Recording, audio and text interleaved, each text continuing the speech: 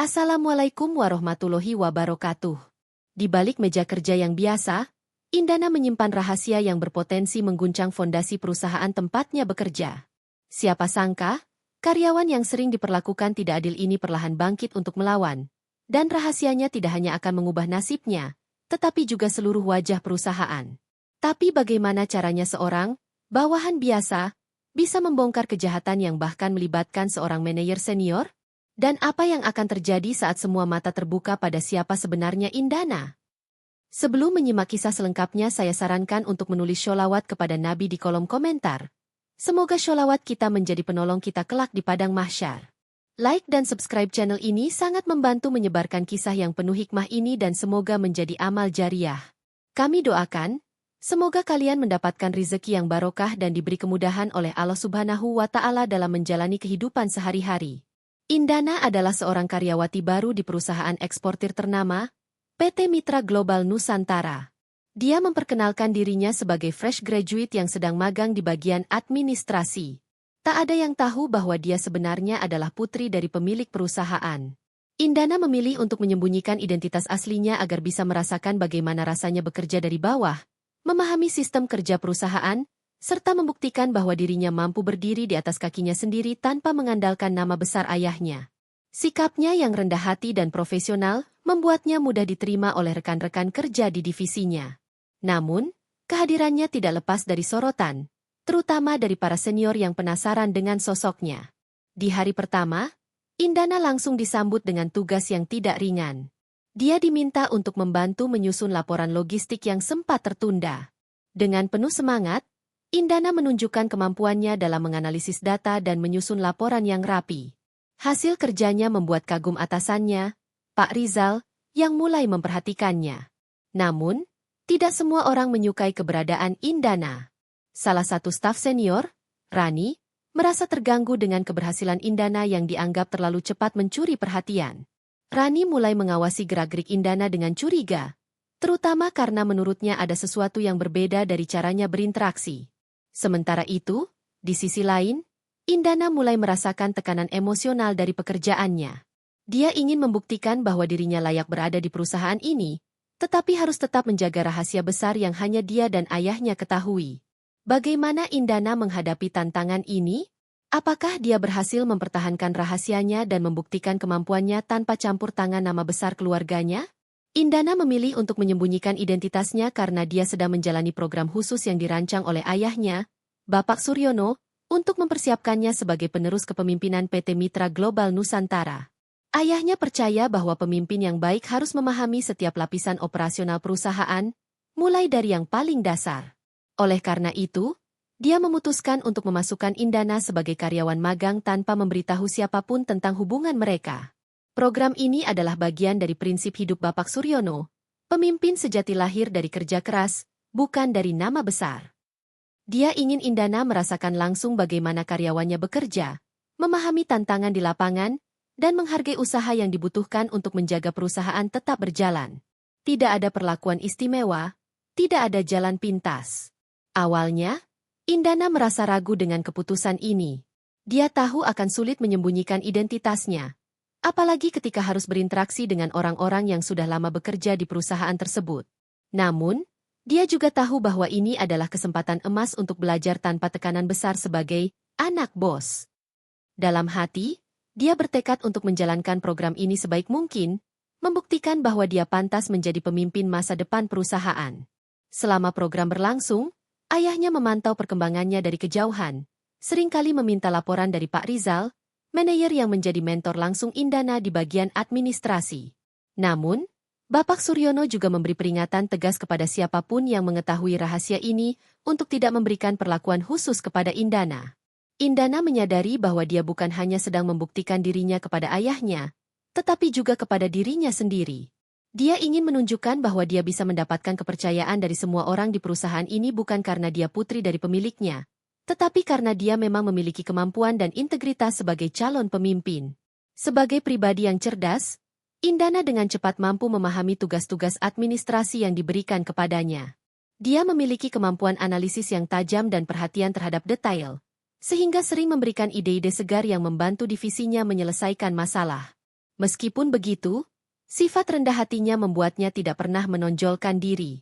Dia lebih memilih untuk bekerja diam-diam, memastikan tugasnya selesai dengan sempurna tanpa perlu mencari pengakuan. Namun, kecerdasannya justru menarik perhatian banyak orang di kantor, baik yang mendukung maupun yang merasa terancam.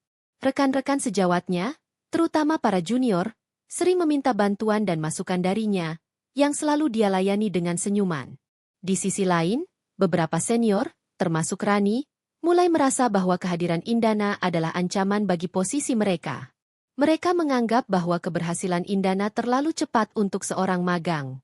Ketidaktahuannya tentang politik kantor menjadi celah yang dimanfaatkan orang lain. Ketika sebuah kesalahan administratif muncul, Rani memanfaatkan situasi tersebut untuk menuding Indana sebagai pihak yang kurang teliti. Meski sebenarnya Indana tidak terlibat dalam kesalahan tersebut, dia merasa tidak enak untuk membela diri, karena tidak ingin memperkeruh suasana. Ini membuatnya terlihat sebagai pihak yang salah di mata sebagian staf. Namun, situasi ini justru menjadi pelajaran berharga bagi Indana.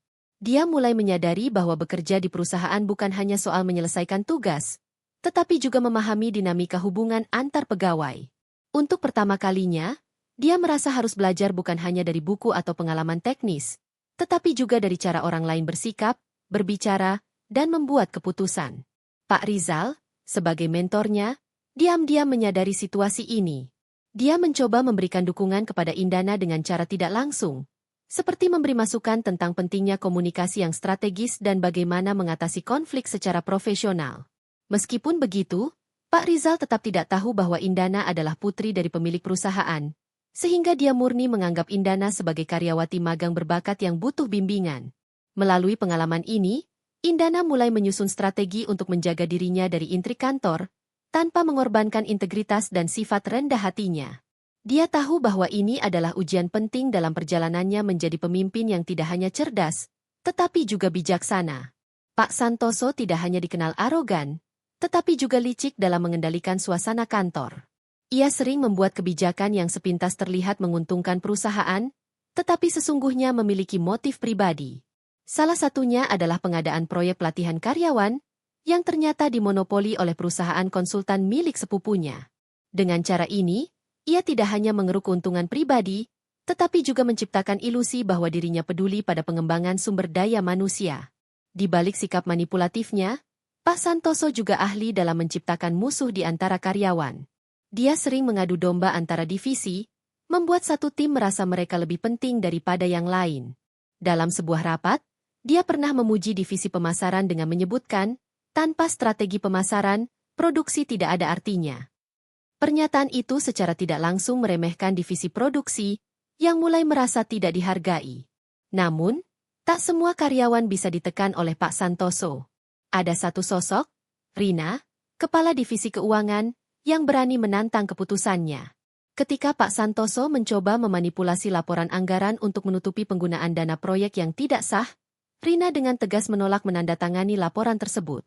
Saya tidak akan mempertaruhkan integritas saya untuk melindungi Anda, Pak, katanya dengan dingin. Meskipun begitu, Pak Santoso tidak menyerah.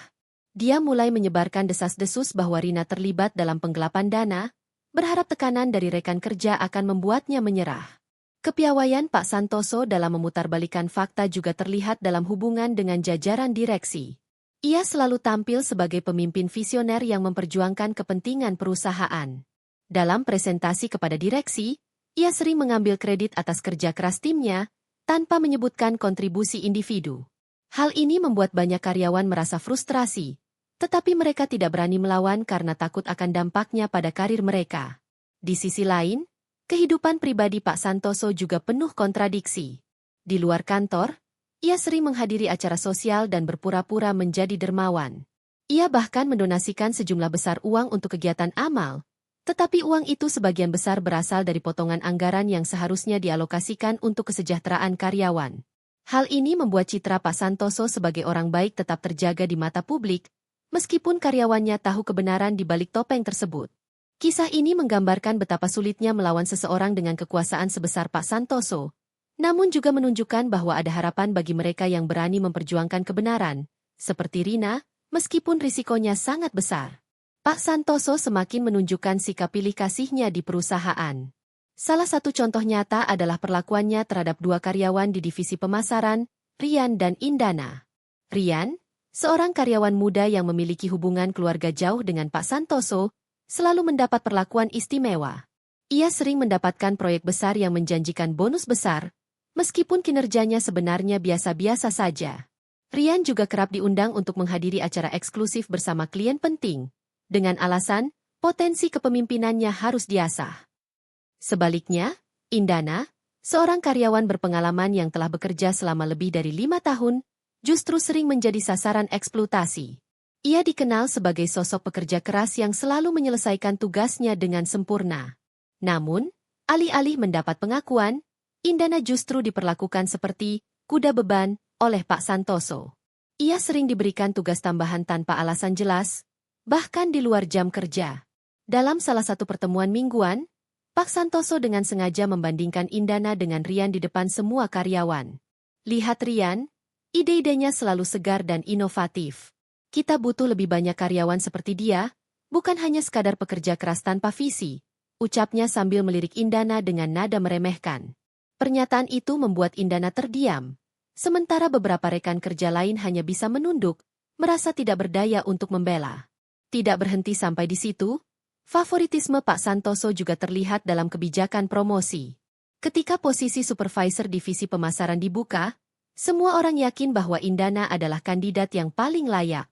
Namun, posisi itu justru diberikan kepada Rian, yang bahkan belum mencapai target penjualan yang ditetapkan.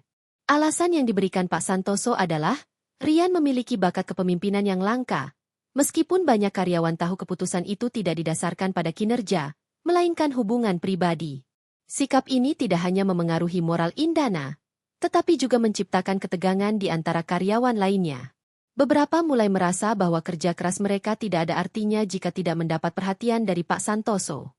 Situasi ini menciptakan jurang yang semakin lebar antara karyawan yang diperlakukan istimewa dan mereka yang direndahkan. Namun, Indana tidak tinggal diam.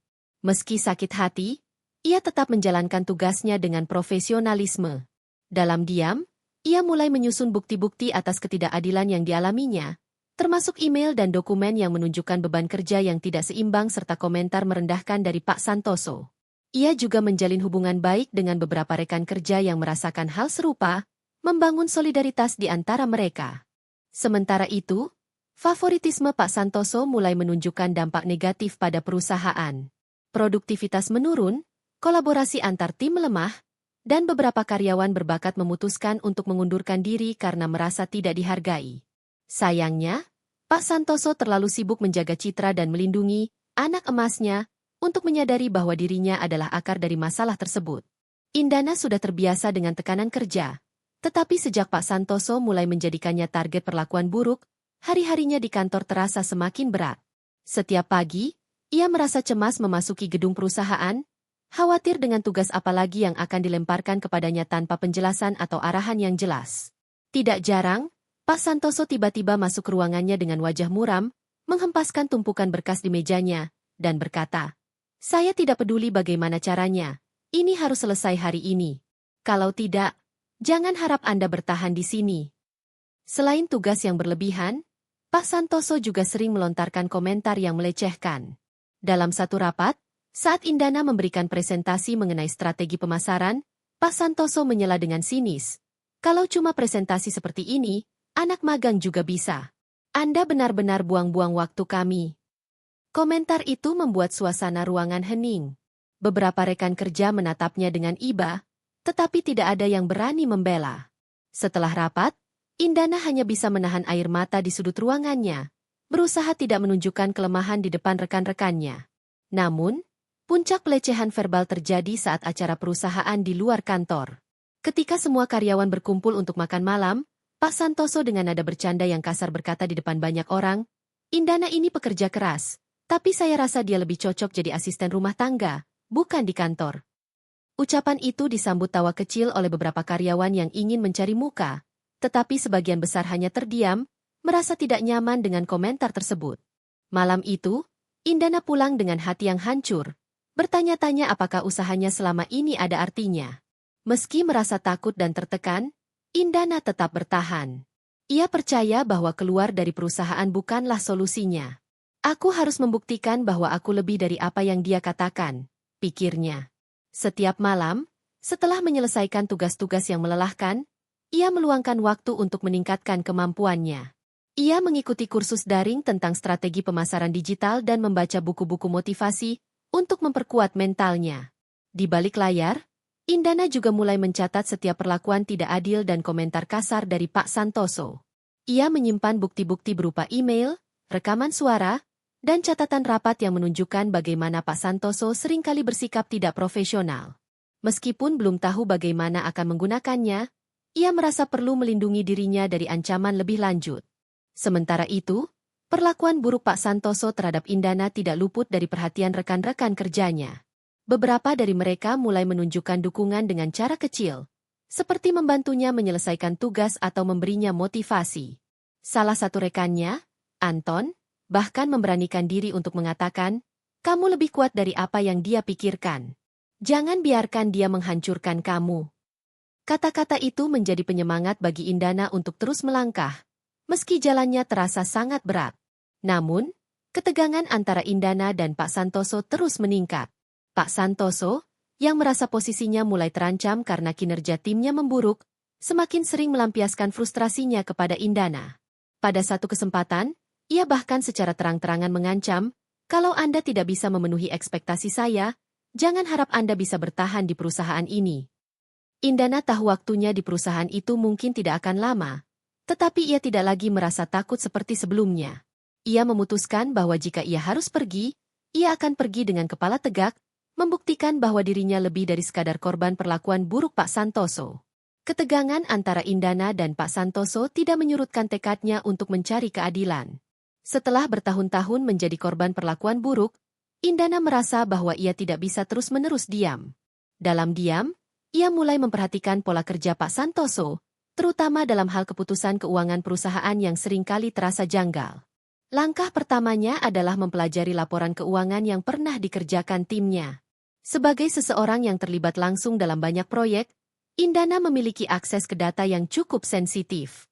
Ia mulai mencocokkan angka-angka dalam laporan anggaran proyek dengan dokumen faktur dan kwitansi pembayaran. Awalnya, ia tidak menemukan apapun yang mencurigakan.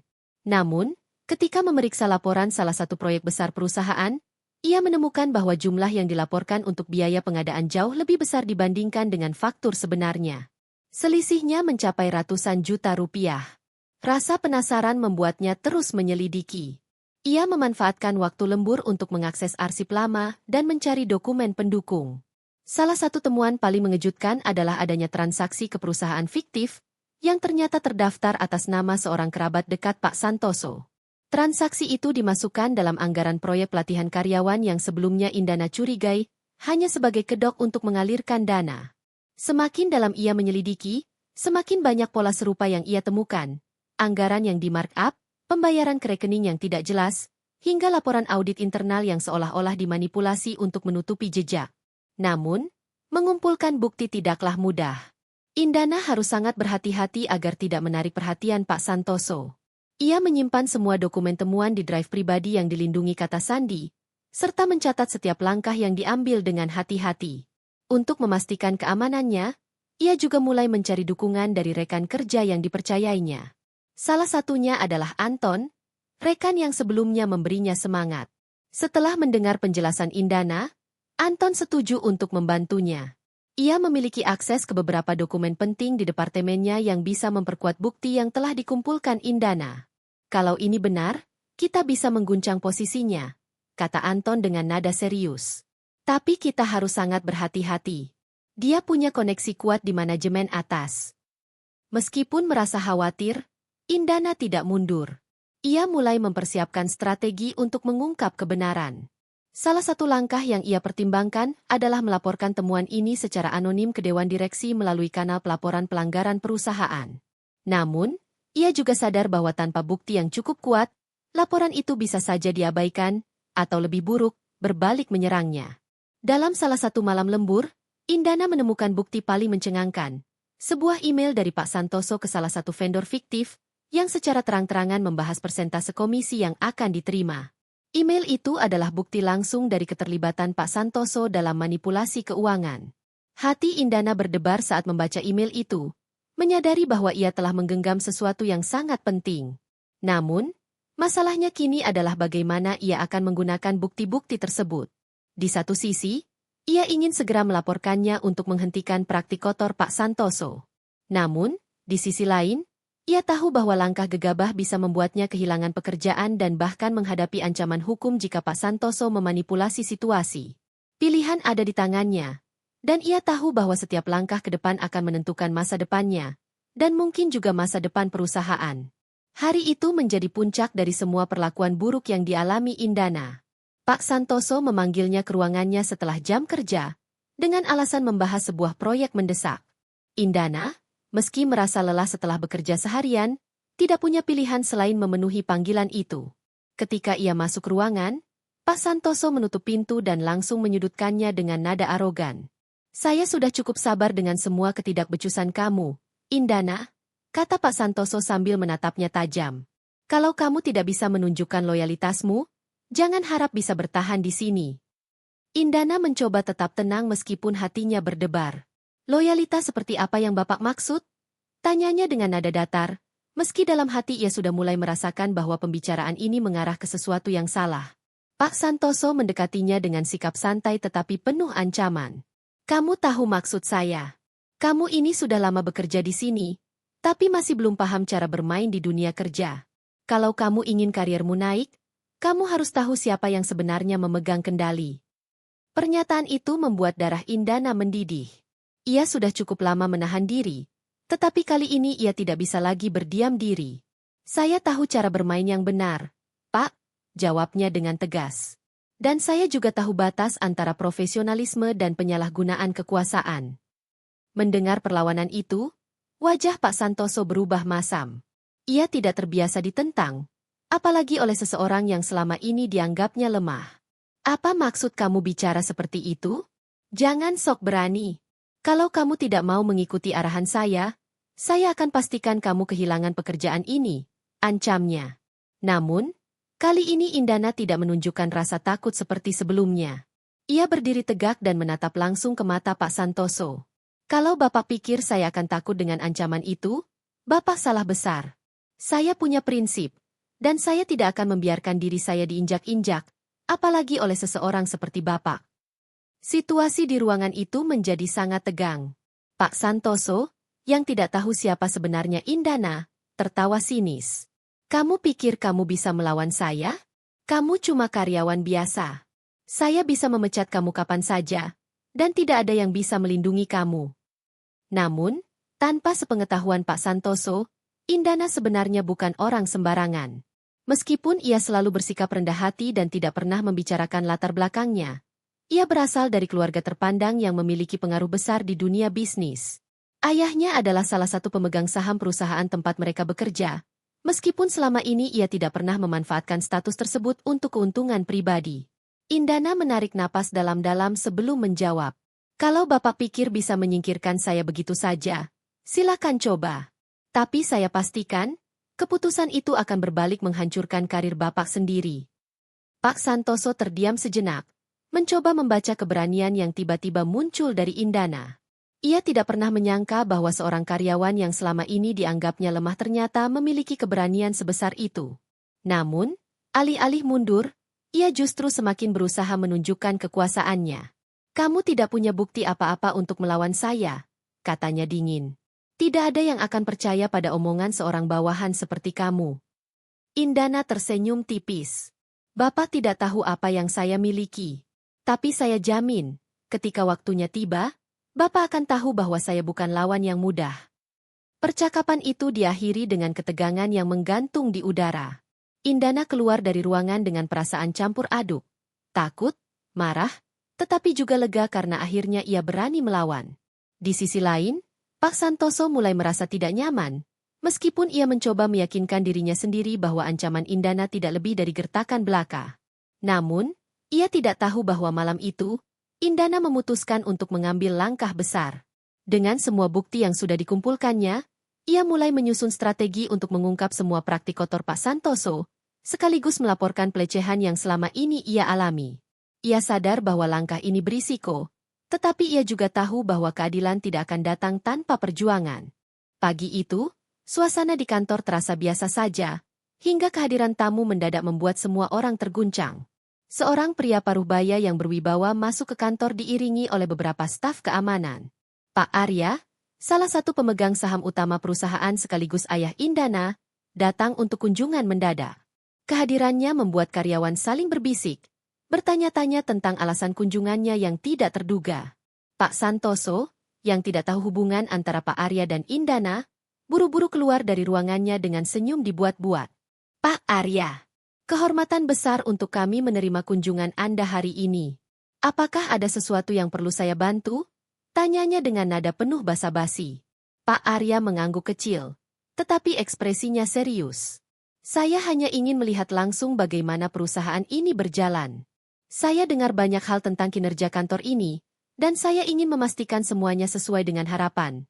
Jawabnya sambil menyapu pandang ke seluruh ruangan.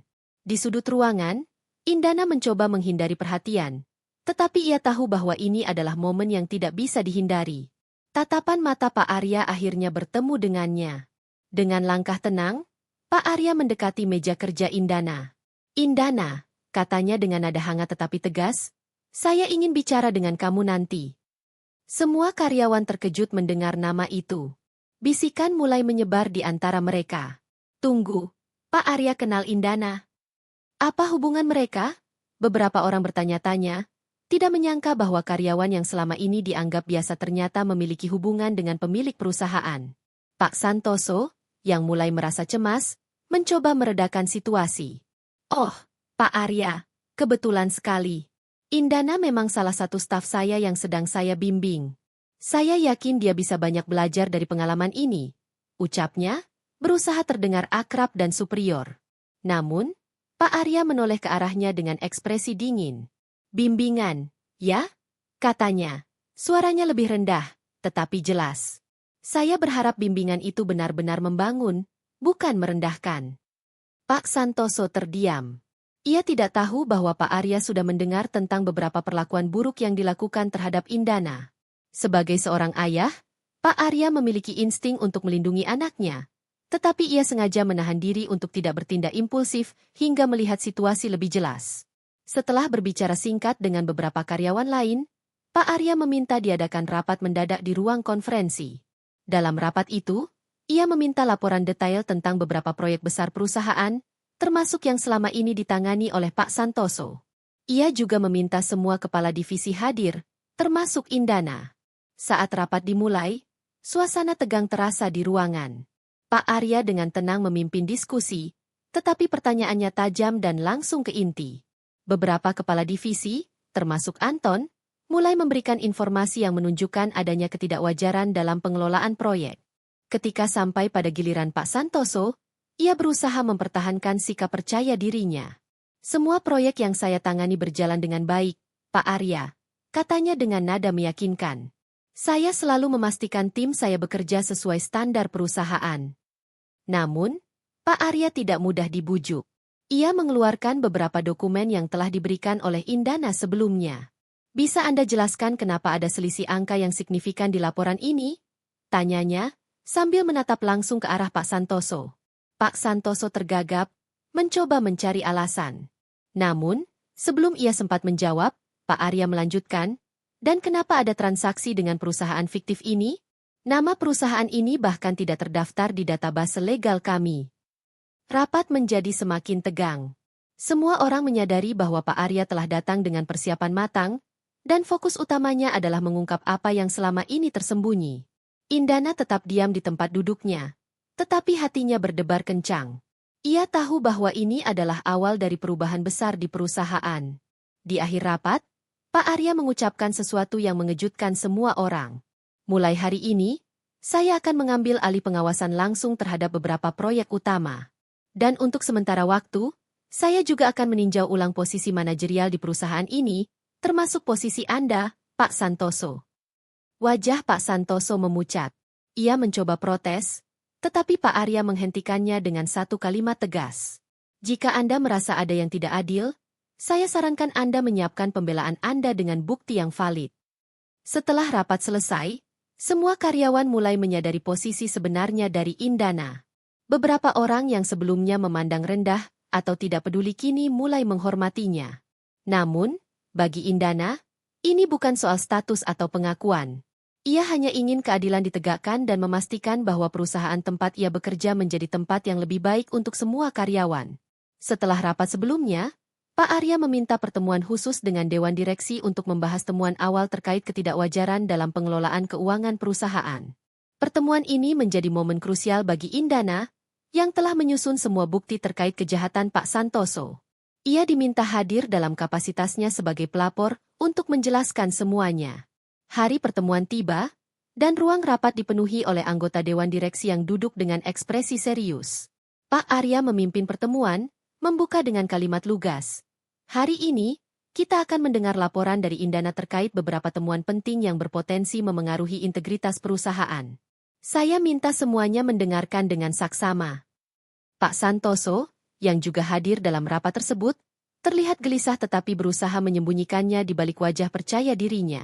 Ia yakin tidak ada yang bisa menghubungkannya langsung dengan tindakan ilegal apapun. Indana, meski gugup, mengambil tempat di depan ruangan dan memulai presentasinya. Ia membawa dokumen-dokumen, email, dan rekaman yang telah ia kumpulkan selama berminggu-minggu. Dengan tenang, ia menjelaskan. Setelah menyelidiki beberapa laporan keuangan dari proyek yang dikelola oleh Pak Santoso, saya menemukan adanya selisih besar antara anggaran yang diajukan dan pengeluaran sebenarnya. Selisih ini mencapai ratusan juta rupiah, yang mengalir ke perusahaan fiktif yang terdaftar atas nama kerabat Pak Santoso. Ia kemudian menunjukkan dokumen pembayaran yang mencurigakan, email yang membahas persentase komisi, dan bahkan bukti transaksi bank yang menghubungkan perusahaan fiktif tersebut dengan rekening pribadi. Setiap bukti yang ditampilkan membuat suasana ruangan semakin tegang. Selain itu, lanjut Indana, saya menemukan bahwa ada beberapa laporan audit internal yang telah dimanipulasi untuk menutupi penyalahgunaan anggaran ini. Bukti ini saya peroleh dari rekaman email internal dan salinan dokumen asli yang saya bandingkan dengan versi final. Pak Santoso mulai terlihat semakin panik. Wajahnya memerah, dan ia tampak berkali-kali mencoba memotong pembicaraan. Tetapi setiap kali ia membuka mulut, Pak Arya menghentikannya dengan isyarat tangan. Silakan tunggu giliran Anda, Pak Santoso, kata Pak Arya tegas. Ketika presentasi selesai, salah satu anggota dewan, seorang wanita senior bernama Bu Retno, angkat bicara. Dokumen-dokumen ini sangat jelas menunjukkan adanya penyalahgunaan. Apakah Anda memiliki pembelaan atas tuduhan ini, Pak Santoso? Pak Santoso mencoba mempertahankan posisinya. Ini semua salah paham. Semua transaksi itu dilakukan sesuai prosedur. Saya hanya menjalankan perintah dari atasan, katanya, berusaha mengalihkan kesalahan. Namun, Indana dengan cepat menjawab, semua dokumen ini menunjukkan bahwa Bapak adalah pengambil keputusan utama. Tidak ada bukti yang mengarah pada siapapun selain Bapak. Bahkan, email ini, katanya sambil menunjukkan bukti di layar, dengan jelas menunjukkan percakapan Bapak dengan vendor fiktif terkait pembagian keuntungan. Pak Santoso semakin terpojok. Beberapa anggota dewan mulai berbicara satu sama lain, menyadari bahwa ini bukan sekadar tuduhan, tetapi fakta yang tidak bisa dibantah. Pak Arya, dengan nada dingin tetapi tegas, akhirnya angkat bicara. Pak Santoso, bukti-bukti ini terlalu kuat untuk diabaikan. Saya minta Anda menjelaskan semuanya sekarang, atau kami akan menyerahkan ini langsung ke pihak berwajib. Pak Santoso tidak bisa berkata-kata. Ia tahu bahwa tidak ada cara untuk keluar dari situasi ini. Setelah beberapa saat, ia hanya duduk diam, tak lagi mencoba membela diri. Bu Retno kemudian berbicara lagi, kali ini dengan nada tegas. Dengan semua bukti ini, saya rasa kita tidak perlu menunda keputusan. Pak Santoso harus segera diberhentikan dari posisinya, dan temuan ini harus diserahkan kepada pihak berwenang untuk penyelidikan lebih lanjut. Semua anggota dewan menyetujui usulan tersebut. Keputusan dibuat di tempat, dan Pak Santoso dinyatakan diberhentikan dari jabatannya. Ia akan menghadapi proses hukum atas tindakan penyalahgunaan kekuasaan dan manipulasi keuangan. Setelah rapat selesai, Pak Arya mendekati Indana dengan ekspresi bangga. Kamu sudah melakukan hal yang benar, dan saya tahu itu tidak mudah. Saya harap ini menjadi pelajaran untuk kita semua, bahwa tidak ada yang boleh memanfaatkan posisi untuk merugikan orang lain. Indana tersenyum tipis. Meski lega, ia tahu ini baru awal dari perjalanan panjang untuk memulihkan integritas perusahaan. Namun, untuk pertama kalinya dalam waktu yang lama, ia merasa bahwa keadilan telah ditegakkan, dan ia telah membuktikan dirinya dengan cara yang bermartabat. Setelah keputusan Dewan Direksi untuk memecat Pak Santoso, berita tentang pemecatan itu menyebar dengan cepat ke seluruh kantor.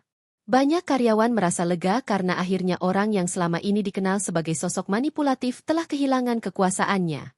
Namun, keputusan ini juga menjadi awal dari perubahan besar dalam perusahaan. Pak Arya segera menunjuk tim transisi untuk mengambil alih proyek-proyek yang sebelumnya ditangani oleh Pak Santoso. Tim ini terdiri dari beberapa kepala divisi yang memiliki reputasi baik, termasuk Anton, yang selama ini dikenal sebagai sosok profesional dan jujur. Tugas pertama mereka adalah mengaudit semua proyek yang terlibat dalam manipulasi, memastikan bahwa setiap celah yang memungkinkan terjadinya kecurangan dapat ditutup. Salah satu langkah awal yang dilakukan adalah mengganti vendor-vendor yang sebelumnya digunakan oleh Pak Santoso. Vendor-vendor baru dipilih berdasarkan transparansi dan kredibilitas yang sudah terverifikasi. Selain itu, perusahaan mulai menerapkan sistem pelaporan digital yang lebih modern untuk memantau aliran dana dengan lebih ketat. Setiap transaksi sekarang harus melalui proses persetujuan dari lebih dari satu pihak untuk mencegah adanya penyalahgunaan wewenang. Pak Arya juga memutuskan untuk mengadakan pelatihan internal bagi seluruh karyawan tentang integritas dan etika kerja.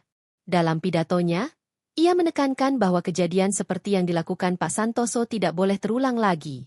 Kita harus belajar dari pengalaman ini, katanya di depan seluruh staf. Kita tidak hanya ingin menjadi perusahaan yang sukses, tetapi juga perusahaan yang berintegritas. Sementara itu, Indana menjadi simbol perubahan di mata para karyawan. Banyak yang sebelumnya menganggapnya hanya sebagai karyawan biasa kini, mulai menghormati keberaniannya. Meski begitu, Indana tetap rendah hati dan fokus pada pekerjaannya. Ia bahkan membantu tim transisi dengan memberikan masukan berdasarkan temuan yang pernah ia kumpulkan. Namun, perubahan tidak terjadi tanpa hambatan. Beberapa karyawan yang sebelumnya dekat dengan Pak Santoso merasa khawatir akan posisi mereka. Beberapa di antaranya mencoba membela diri dengan alasan mereka hanya mengikuti perintah. Pak Arya, meski tegas, memberikan kesempatan kepada mereka untuk membuktikan kesungguhan mereka dalam memperbaiki diri. Semua orang bisa melakukan kesalahan, katanya. Yang penting adalah apakah Anda mau belajar dan berubah. Selain itu, perusahaan juga memperkenalkan sistem pelaporan anonim untuk memastikan karyawan merasa aman melaporkan pelanggaran tanpa takut akan konsekuensi. Sistem ini, yang diajukan sebagai ide oleh Indana, disambut baik oleh mayoritas karyawan. Kita perlu membangun budaya kerja di mana setiap orang merasa aman untuk berbicara, ujar Indana dalam salah satu diskusi internal. Dalam beberapa bulan, hasil dari perubahan ini mulai terlihat. Produktivitas karyawan meningkat, suasana kerja menjadi lebih kondusif, dan kepercayaan klien terhadap perusahaan kembali pulih. Bahkan, beberapa klien yang sempat ragu untuk bekerja sama kembali menunjukkan minat mereka setelah mendengar tentang langkah-langkah perbaikan yang dilakukan. Meski Pak Santoso sudah tidak lagi menjadi bagian dari perusahaan, bayangan kerusakan yang ia tinggalkan masih terasa. Namun, bagi semua karyawan, terutama Indana, ini adalah kesempatan untuk memulai babak baru. Perusahaan tidak hanya berubah dalam operasional, tetapi juga dalam nilai-nilai yang dipegang. Setiap orang mulai menyadari bahwa kesuksesan tidak hanya tentang angka, tetapi juga tentang kejujuran dan keadilan. Di akhir salah satu pertemuan mingguan, Pak Arya menyampaikan sesuatu yang membuat semua orang tersenyum. Saya percaya perusahaan ini akan menjadi lebih kuat dari sebelumnya. Dan itu semua berkat keberanian dan kerja keras kalian, terutama Indana. Mari kita teruskan semangat ini. Indana, yang duduk di antara rekan-rekannya, hanya tersenyum. Ia tahu perjalanan ini tidak mudah, tetapi ia juga tahu bahwa ia telah membuat perbedaan. Perusahaan telah berubah, dan ia telah menjadi bagian dari perubahan itu. Pada suatu pagi setelah rapat mingguan selesai, Pak Arya memanggil Indana ke ruangannya. Dengan nada serius, ia berkata, "Indana, ada sesuatu yang ingin saya bicarakan dengan kamu. Luangkan waktu sebentar." Indana mengangguk dan mengikutinya ke ruang kerja pribadi Pak Arya, yang terletak di lantai atas kantor. Ruang kerja itu terasa hangat dan penuh dengan nuansa profesional. Buku-buku tentang kepemimpinan dan manajemen berjejer rapi di rak, sementara di atas meja Pak Arya terdapat beberapa dokumen yang tertata. Ia meminta Indana duduk, lalu menatapnya dengan ekspresi lembut. "Indana," katanya memulai. "Apa yang kamu lakukan beberapa waktu terakhir ini benar-benar membuat saya bangga. Keberanianmu untuk berdiri melawan ketidakadilan, meski penuh risiko, menunjukkan karakter yang luar biasa." Indana menunduk sebentar, merasa sedikit gugup, tetapi ia segera menjawab dengan jujur. "Saya hanya melakukan apa yang menurut saya benar, Pak. Saya tidak bisa diam melihat orang lain dirugikan." Pak Arya tersenyum. "Dan itulah yang membuatmu berbeda. Banyak orang memilih untuk diam atau mengikuti arus. Tetapi kamu memilih jalan yang sulit, jalan yang penuh tanggung jawab. Itu bukan sesuatu yang mudah dilakukan, terutama oleh seseorang di posisimu." Ia mengambil dokumen di meja dan meletakkannya di depan Indana. "Kamu tahu, selama ini saya diam-diam memperhatikan cara kamu bekerja. Saya melihat bagaimana kamu menghadapi tekanan, bagaimana kamu tetap tenang meski diperlakukan tidak adil, dan bagaimana kamu menggunakan akal sehatmu untuk menghadapi situasi yang rumit. Semua itu membuat saya yakin akan satu hal." Indana mengangkat kepalanya, menatap ayahnya dengan rasa ingin tahu. "Yakin tentang apa, Pak?" Pak Arya menatapnya dalam-dalam dan berkata, "Kamu sudah lulus ujian. Ujian untuk menjadi seorang pemimpin yang adil dan berintegritas. Saya tidak pernah ragu dengan kemampuanmu, tetapi sekarang kamu telah membuktikan bahwa kamu memiliki keberanian dan hati untuk memimpin." Kata-kata itu membuat dada Indana berdebar. Ia merasa campuran antara bangga dan bingung. "Pemimpin, Pak? Apa maksudnya?" Pak Arya tersenyum lebar. "Saya percaya bahwa perusahaan ini membutuhkan lebih banyak orang seperti kamu. Orang yang tidak hanya cerdas, tetapi juga berintegritas. Karena itu, saya ingin kamu mulai bersiap-siap untuk mengambil tanggung jawab lebih besar. Tidak sekarang, tapi dalam waktu dekat, saya akan memintamu untuk memimpin salah satu divisi utama di perusahaan ini." Indana terdiam sejenak, merasa beban tanggung jawab itu menghampirinya. "Tapi, Pak, apakah saya benar-benar siap? Saya masih merasa banyak hal yang belum saya pelajari." Pak Arya mengangguk bijaksana. "Kamu benar. Tidak ada yang benar-benar siap menjadi pemimpin sampai mereka berada dalam posisi itu. Tetapi saya percaya kamu akan terus belajar, dan kamu memiliki semua kualitas yang dibutuhkan. Ingat, pemimpin yang baik bukan orang yang tahu segalanya, tetapi orang yang tahu kapan harus mendengarkan, kapan harus bertindak, dan kapan harus berkorban untuk kebenaran." Mata Indana mulai berkaca-kaca. "Terima kasih, Pak, atas kepercayaannya. Saya akan melakukan yang terbaik." Pak Arya berdiri dan mendekati Indana, menepuk bahunya dengan lembut. "Saya yakin kamu akan membawa perubahan yang lebih baik. Saya tidak sabar melihat apa yang akan kamu capai." Ketika keluar dari ruangan itu, Indana merasa ada perubahan dalam dirinya. Ia tidak lagi melihat dirinya sebagai karyawan biasa yang hanya mengikuti perintah, tetapi sebagai seseorang yang memiliki kemampuan untuk membuat perbedaan. Ucapan ayahnya menjadi pengingat bahwa keadilan, integritas, dan keberanian adalah fondasi sejati dari seorang pemimpin. Setelah percakapan dengan ayahnya, Indana secara bertahap mulai mengambil alih peran strategis di perusahaan. Ia diberi tanggung jawab untuk memimpin sebuah divisi baru yang fokus pada pengembangan budaya kerja dan transparansi operasional. Divisi ini dibentuk untuk memastikan bahwa nilai-nilai keadilan dan integritas menjadi bagian tak terpisahkan dari perusahaan. Langkah ini sekaligus menjadi simbol bahwa perusahaan benar-benar berkomitmen untuk berubah. Sebagai pemimpin, Indana tetap menjaga kerendahan hatinya.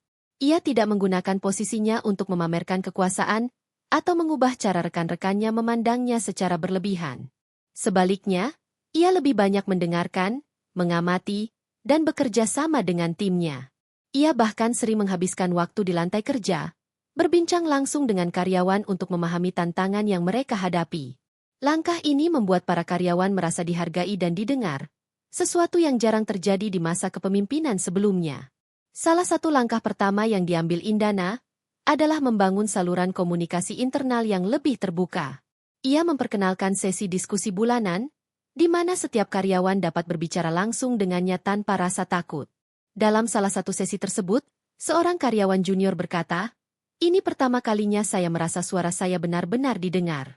Saya percaya kita berada di arah yang lebih baik." Langkah lainnya adalah menyusun ulang sistem penilaian kinerja. Jika sebelumnya kinerja karyawan hanya dinilai berdasarkan hasil kuantitatif, Indana menambahkan elemen evaluasi berbasis kolaborasi dan nilai-nilai perusahaan. "Kita tidak hanya mengejar angka," katanya dalam salah satu pertemuan divisi. "Kita juga membangun tempat kerja yang mendukung satu sama lain, di mana keadilan dan integritas menjadi prioritas utama." Perlahan tapi pasti, suasana di perusahaan mulai berubah. Karyawan yang sebelumnya merasa tidak dihargai kini mulai percaya bahwa perubahan nyata sedang terjadi. Mereka melihat bahwa keputusan-keputusan strategis yang diambil Indana selalu berfokus pada kepentingan bersama, bukan hanya untuk keuntungan pribadi atau kelompok tertentu. Namun, perjalanan ini tidak sepenuhnya mulus. Masih ada beberapa tantangan, termasuk resistensi dari segelintir karyawan yang terbiasa dengan cara kerja lama. Meski demikian, Indana menghadapinya dengan pendekatan yang sabar namun tegas. Ia memberikan waktu kepada mereka untuk menyesuaikan diri, tetapi juga memastikan bahwa nilai-nilai baru perusahaan tidak dapat dinegosiasikan. Pada akhirnya, perubahan ini tidak hanya membawa dampak positif pada internal perusahaan, tetapi juga meningkatkan citra perusahaan di mata klien dan mitra bisnis. Banyak yang memuji perusahaan karena mampu bangkit dari masa-masa sulit dan berani mengambil langkah yang transparan dan berintegritas. Cerita ini ditutup dengan sebuah pidato dari Indana dalam pertemuan tahunan perusahaan, di mana ia menyampaikan pesan yang menjadi inti dari semua perubahan yang telah terjadi. Keadilan, keberanian, dan integritas adalah fondasi dari kepemimpinan yang kuat.